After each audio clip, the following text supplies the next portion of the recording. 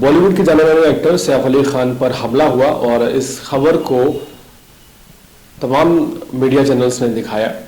और उस वक्त तरह तरह के कयास भी लगाए गए, लेकिन अब जो खुलासा हुआ है वो बहुत ज़्यादा चौंकाने वाला है। शुरुआत में पूरे मामले को लेकर ये कहा जा रहा था कि 1 करोड़ रुपए की चोरी करने के लिए आरोपी सैफ अली खान के घर में, उनकी बिल्डिंग में घुसा, जिसका नाम सदगुरु शरण बिल्डिंग है, और बिल्डिंग की 12वीं मंजिल पर गया और उसने इस वारदात को अंजाम दिया। लेकिन अब जो खुलासा हुआ है वो इसके बिल्कुल उलट है। आपको बता दें कि मुंबई पुलिस ने एक शख्स को गिरफ्तार किया है। जो शख्स पहले अपना नाम विजय दास बता रहा था, उसका जो असल नेम है वो दरअसल विजय दास नहीं है। असल नेम शरीफुल इस्लाम शहजाद है और वो बेसिकली बांग्लादेश का रहने वाला है और बांग्लादेश में वो एक पहलवान था। उसने कुछ चैंपियनशिप ट्रॉफीज की भी बात सामने आ रही है कि कुछ प्रतियोगिताओं में भी वो भाग लेता रहा है। लेकिन सबसे ज़्यादा हैरान करने वाली बात यह है, जो कि अपने आप में सवाल है, कि आखिर ऐसा क्या हुआ कि एक बांग्लादेशी पहलवान को भारत आकर अवैध तरीके से रहना पड़ा और सैफ अली खान पर हमला करना पड़ा। इस वक्त ये हमला हुआ था, तमाम तरह के कयास लगाए जा रहे थे, क्योंकि सैफ अली खान पर हमला करने वाले शख्स ने ना सिर्फ उनको घायल किया था, हमला इतना ज़्यादा गंभीर था कि सैफ अली खान की बॉडी में चाकू का 2.5 इंच का हिस्सा भी रह गया था। तमाम सेलिब्रिटीज इसको लेकर मुखर होते हुए नजर आ रहे थे, लेकिन अब जो खुलासा पुलिस ने कर दिया है वो पूरी की पूरी गुत्थी सुलझाता हुआ नजर आ रहा है। एक शख्स को पहले और भी गिरफ्तार किया गया था, लेकिन उसे छोड़ दिया गया क्योंकि वो संदिग्ध था, आरोपी नहीं था।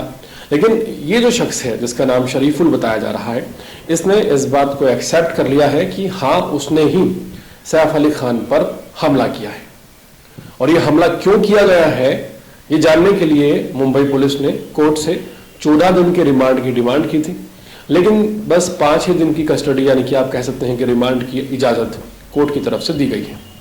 शुरुआती इनपुट्स में जो बात सामने आई है उसमें यह क्लियर हो गया है कि शरीफुल इस्लाम शहजाद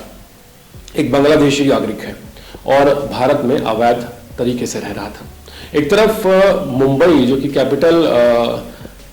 फाइनेंशियल कैपिटल है भारत की, वहां ये पूरा मामला हुआ है। दिल्ली में सतर्कता बढ़ा दी गई है। दिल्ली के उपराज्यपाल वी.के. सक्सेना ने निर्देश जारी किए हैं कि जो भी रोहिंग्या मुसलमान जो हैं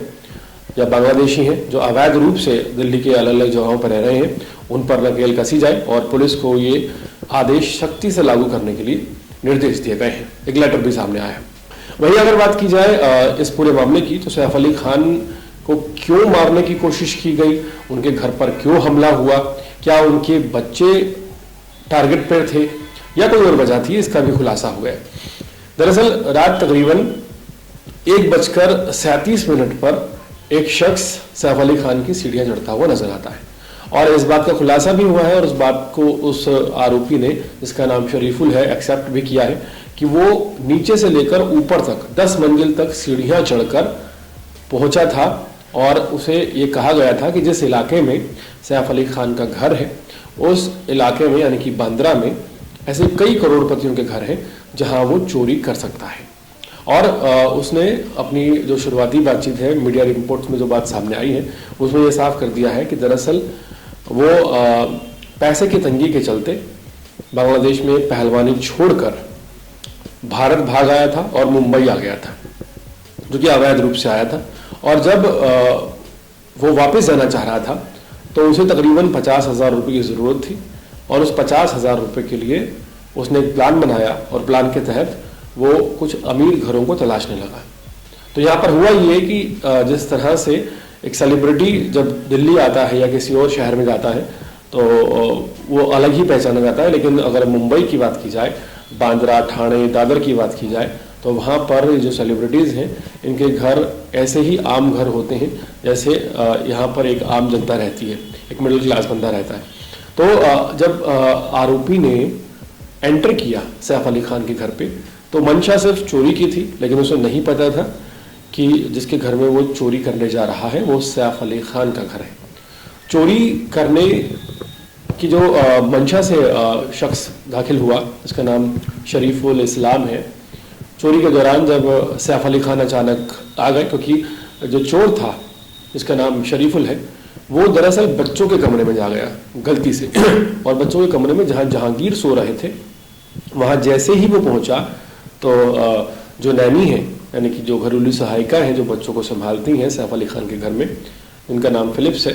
उन्होंने आवाज़ लगाई सैफ अली खान को और सैफ अली खान जैसे ही आए वैसे ही पहलवान के अंदाज में उस पर ये चोर टूट पड़ा और ताबड़तोड़ हमला करने लगा। जो चाकू का पार्ट बरामद हुआ है, दरअसल वो चाकू भी प्रोफेशनल नहीं है, एक आम सा चाकू है जिससे सैफ अली खान पर हमला किया गया था। और इस पूरे मामले में जो ये चौंकाने वाला खुलासा हुआ है कि कैसे बांग्लादेश से एक पहलवान जो है वो वहाँ प्रतियोगिता खेलने के बावजूद भी रोजगार नहीं पा पाता, तो उसके लिए सबसे इजी टारगेट रहता है भारत, और वो भारत निकल आता है और भारत में उसकी एंट्री भी हो जाती है और एक ऐसे शहर में एंट्री हो जाती है जहाँ डबल इंजन की सरकार है, जहाँ बीजेपी जो है राज्य में भी है और केंद्र में भी है, और कौन जिम्मेदार है, क्या उन लोगों पर भी गाज गिरेगी, ये एक बड़ा सवाल है। हाल फिलहाल चलते चलते आपको इस बात का भी खुलासा करते चले कि आखिर किस तरह से किस क्लू के बिना पर ये शख्स पकड़ा गया। कई बार मीडिया रिपोर्ट्स में हमने सुना है कि मोबाइल नंबर के तौर पर ये शख्स हिरासत में आया है, लेकिन दरअसल 30 से ज़्यादा टीमें बनाई गई थी मुंबई पुलिस की, जिन टीमों ने छानबीन शुरू की तो एक यूपीआई के थ्रू इस शख्स को पकड़ा गया। एक यूपीआई जहां इस शख्स ने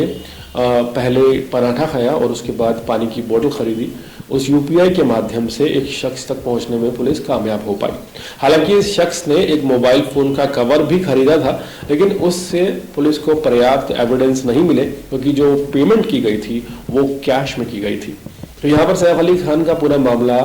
साफ होता हुआ नजर आ रहा है कि आखिर क्या मैटर हुआ था। लेकिन सवाल बड़ा है कि अगर एक सेलिब्रिटी के घर में घुसने में सक्षम है एक चोर, तो सुरक्षा व्यवस्था पर सवाल उठने लाजमी है। एक आम आदमी की क्या सुरक्षा की गारंटी रह जाएगी जब एक सेलिब्रिटी के घर में ही इस तरह से दबे पांव एक शख्स जो कि चोरी की मंशा से आता है, और वो भी भारतीय नहीं है, बांग्लादेश से आता है, घुस जाता है और चोरी करके निकल जाता है। इसी बीच जो ड्राइवर है, जिन्होंने ऑटो ड्राइवर जिन्होंने सैफ अली खान को अस्पताल पहुंचाया, उन्हें कई एनजीओ सम्मानित करते हुए नजर आ रहे हैं और कैश देते हुए नजर आ रहे हैं। तमाम तस्वीरें सोशल मीडिया पर हैं। सवाल ये भी है कि अमिता कपूर खानदान, जिनके दामाद को उस शख्स ने बचाया, ने उन्हें कुछ नहीं दिया है, और सवाल ये भी है कि सैफ अली खान की फैमिली की तरफ से भी उस शख्स को, उस ऑटो ड्राइवर को कांटेक्ट करने की कोशिश नहीं की गई है। यहाँ पर दो तरह के चेहरे नजर आ रहे हैं। एक तरफ वो ऑटो ड्राइवर है जिसने सैफ अली खान की जान बचाई है, और एक तरफ वो शख्स है जो सिर्फ चोरी करने की मंशा से आता है और एक शख्स को ऑलमोस्ट मार देता है। बस उसकी किस्मत अच्छी रहती है कि समय पर ऑटो रिक्शा मिल जाता है और मेडिकल सुविधाएं मिल जाती हैं, तो सैफ अली खान आज जिंदा है, अदरवाइज आज वो हमारे बीच में नहीं होते। इस पूरे मामले पर आपकी क्या राय है, कमेंट सेक्शन में जरूर बताएगा, और इसी तरह की अपडेट्स वगैरह रहने के लिए देखते रहिए अर्पण न्यूज़। बहुत बहुत शुक्रिया।